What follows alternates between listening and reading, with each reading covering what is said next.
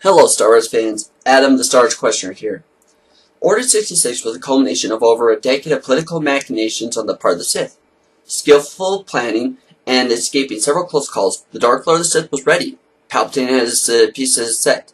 Master Windu, along with 3 of the Jedi High Council, had been killed. A 4th had pledged himself to the Dark Lord, effectively taking down a 1/3 of the head of the Jedi Order. The first order of business was for Anakin to attack the Jedi Temple itself, the very heart of the Jedi Order. Once it was taken, they could lure other Jedi to the temple and wipe them out.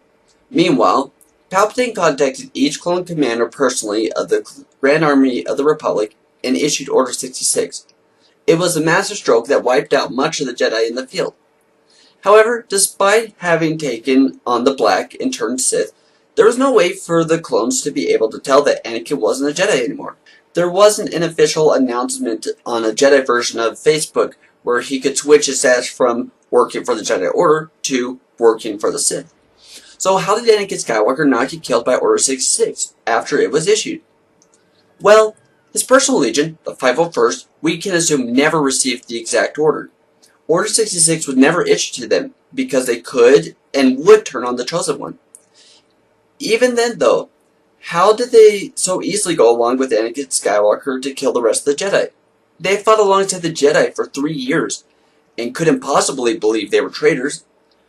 Years afterwards, the clones who had participated in the Jedi Purge questioned the Order. They had known the Jedi weren't traitors, despite what they had been forced to do.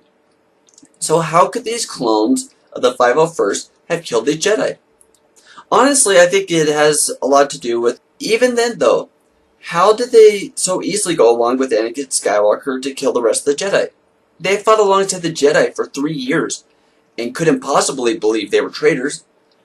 Years afterwards, the clones who had participated in the Jedi Purge questioned the Order. They had known the Jedi weren't traitors, despite what they had been forced to do.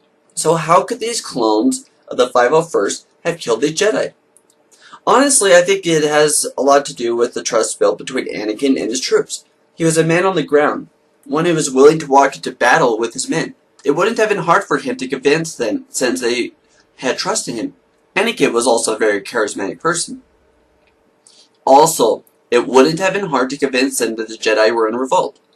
They were one of the few legions who had personal experience of this sort of thing.